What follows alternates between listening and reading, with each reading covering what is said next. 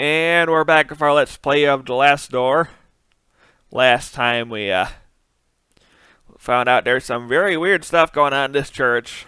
Like patients dying because of reasons, unknown reasons. Mainly I think it's because someone locked them in a coffin. But now we're in our old bunk room, so let's make some memories, I suppose.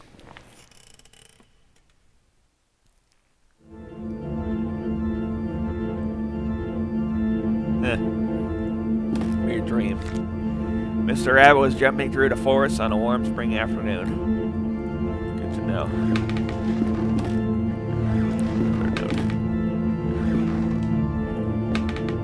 When going through a bush, Mr. Rabbit ran into Mr. Wolf, Mr. Vulture, and Mrs. Snake, who were having a heated argument.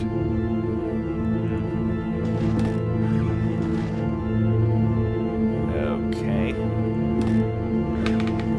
Mr. Rabbit, curious, asked him, "Dearest, why are you arguing in this beautiful and cheerful spring afternoon?" Tapestry on the walls. Mr. Wolf answered politely, "What we are trying to decide is who of us will have the pleasure to eat you up." Well, I don't know, I call it tapestry more, but curtain, is it tapestry? I don't know. Mr. Rabbit, really scared, said, "But I do not want to be eaten, I want to live." Stairway. Bloody stairway, that's charming.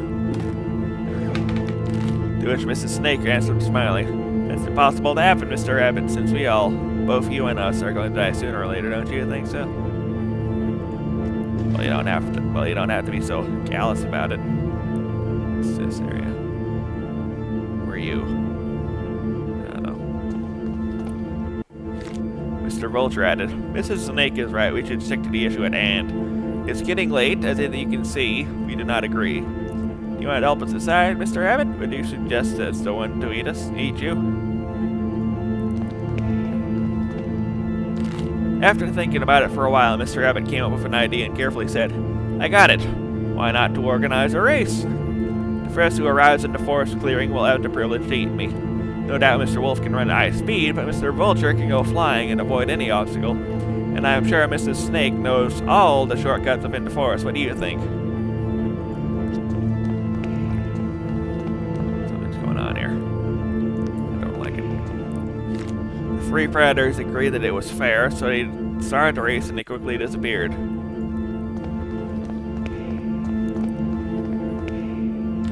Mr. Rabbit, happy to trick them, started running at high speed in the opposite direction of the predators, who were eager to prove their worth, didn't realize the trick.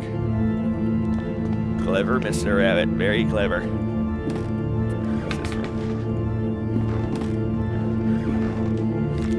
Mr. Rabbit was far away from there, and he finally felt safe, happy, and proud of his cunning, but suddenly there was a loud bang. The earth shook, frightened birds flew, and everything went dark. The end. Freaking hunters.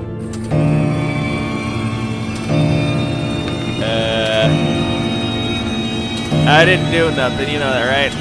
Like, I'm not the hunter here. Like, do I look like I have a gun? No, I don't have a gun. An impossible love! There is something I kept to myself for a long time. And the thing is that I love you. I have always loved you. Since the first time I saw you, since the first time I felt your frozen hands. Each time I move away from you, I miss your glassy, empty, dead eyes. I miss your rough hair, your grayish skin, your stench. But your love just cannot be. It is an impossible love. The end. What the fuck, Brain? What the fuck, Brain? Why, Brain? No, not again. How long have I been sleeping? What was that all about? In a nightmare, I found a place of my memories. This warrants investigation.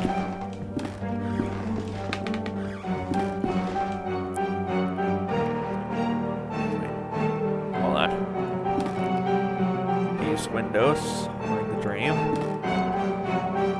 Kept saying tapestries instead of curtains. These are tapestries, so like down this path, down the staircase. Then pass this way. Past the big vaulted windows, vaulted gable. Yes, yeah, I'm getting it. And it was through this door. The classroom, yes, the classroom, but what in the classroom? There's a trap door. In my disturbing nightmare, I was brought to this spot. It's the trap door I saw in my nightmare. Going down. From here sprouts a horrible stench. Something down there. Alright, plug your nose in Geronimo. Did you see? It was there, just in front of me. That thing, it was screaming. He shakes uncontrollably. His body racked with pain. There's only one way to end this suffering. Sorry I'm late, friend.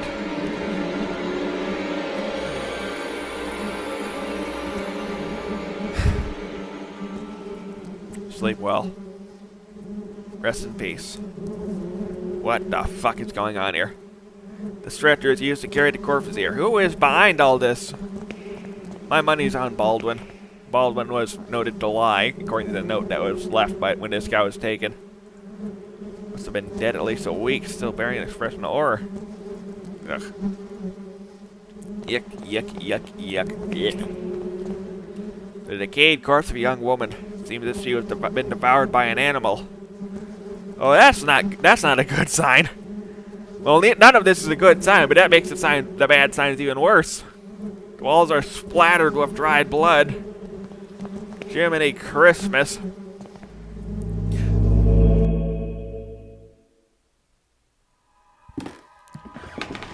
Punctual as always, DeVitt.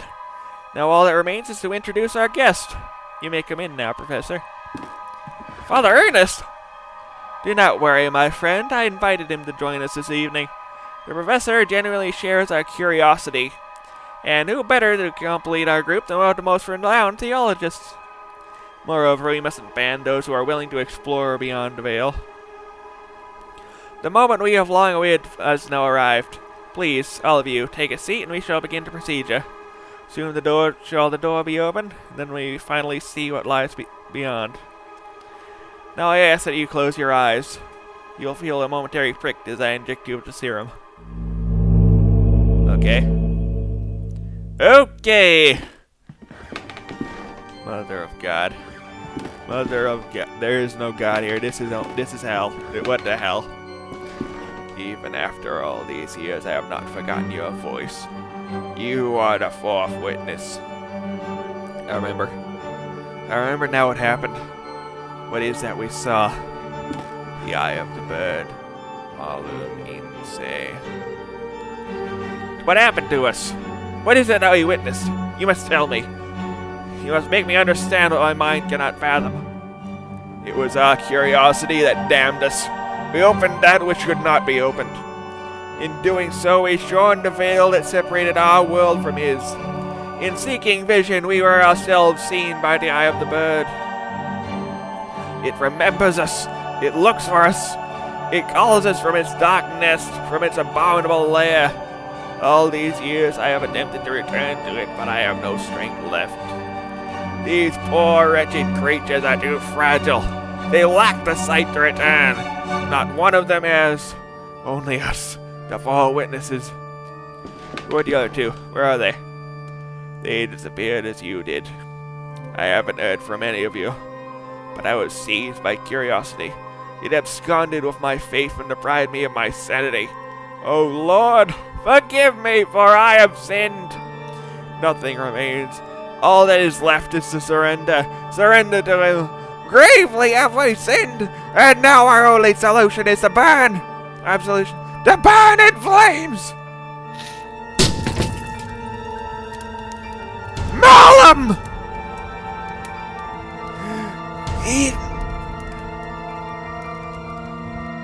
Say.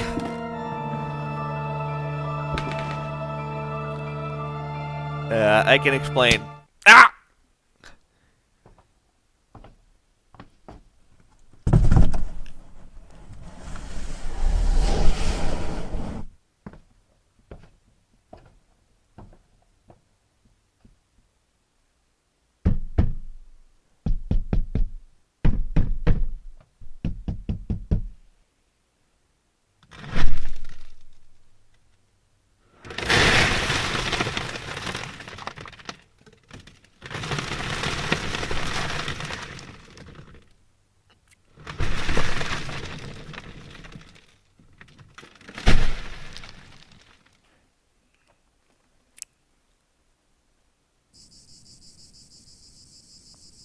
Well, shit.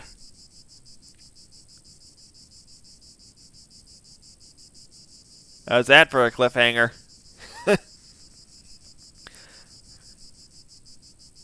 Last Star Memories, founded by 450 backers. That's a fair amount. You boy. You boy, you boy, you boy. You boy.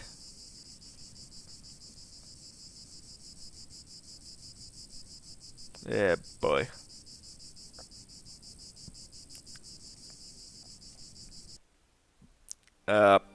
We'll be back next time. Another thing I missed. Some bandages right here. But don't sign away just yet. Even though I said we'll be back next time, because there's some other things too, like something we forgot. What did we forget, you may ask? Well, told, like, remember that what we got to sister move on to the beach?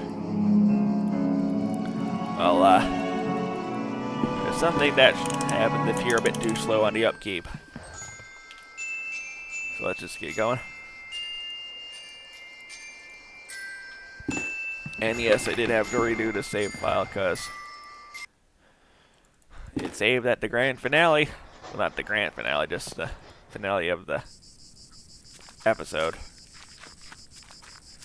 The games episode, not this video episode. Excuse me, you cretin.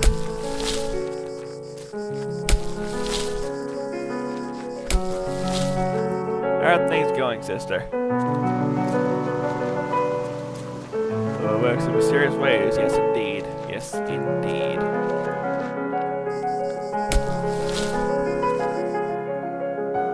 Sea salt smells nice, don't it? The fuck? A nun's habit and walking stick. These no doubt belong to the nun I spoke to by the window, but where'd she go? That's what I'd like to know. We'll be back next time. For real this time.